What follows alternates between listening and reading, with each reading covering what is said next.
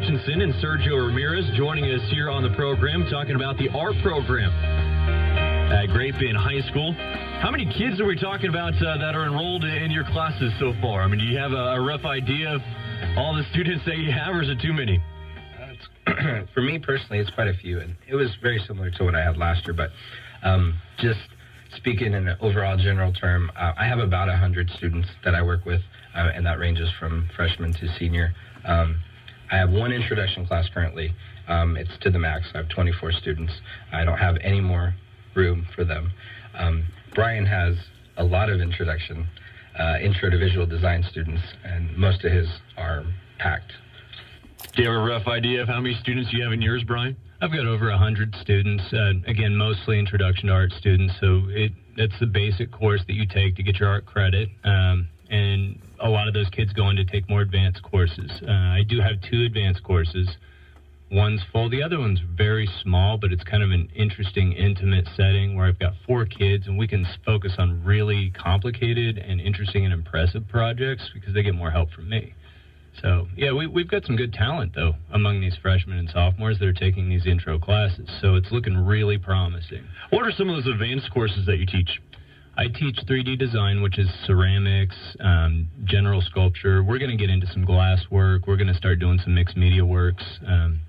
My advanced 3D classes, that's focused more on building a portfolio, a body of work, stuff that we could, take to competitive exhibitions.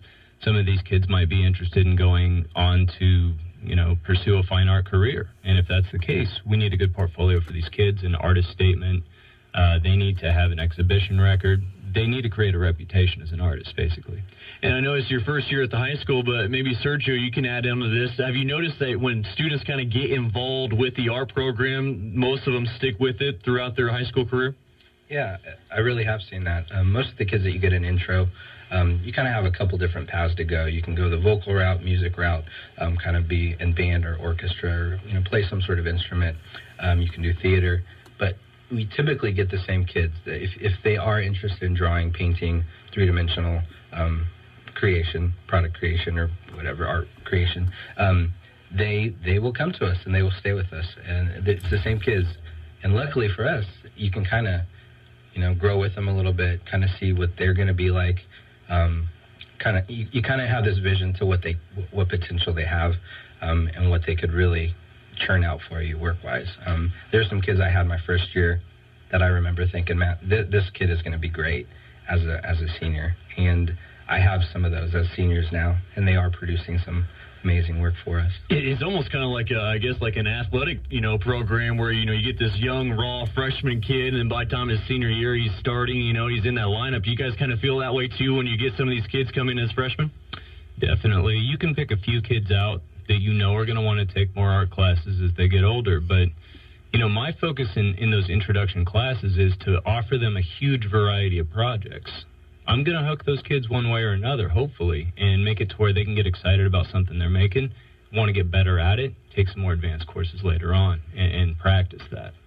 Talk about the facilities and the equipment that you guys have at your disposal here at Great Bend High School. We're actually really lucky to be part of this district.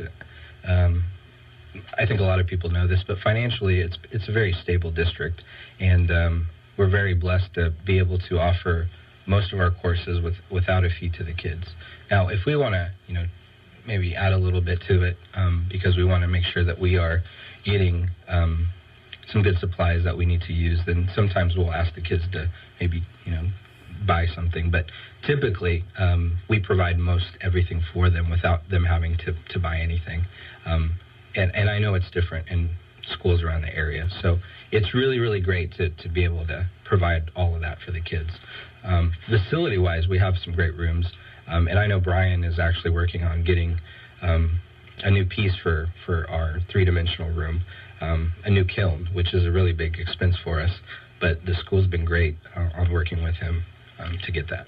Well, I guess it's Tuesday night. It would be crazy not to mention the big Education Foundation dinner that's taking place at the Event Center this evening. And I know the Education Foundation, they provide a lot of grants. I think I read over $300,000 of grant money that they have distributed since their 27 years, starting back up in the mid-1980s. Do you guys try to take advantage of the Education Foundation, and if you guys need any new equipment or anything like that?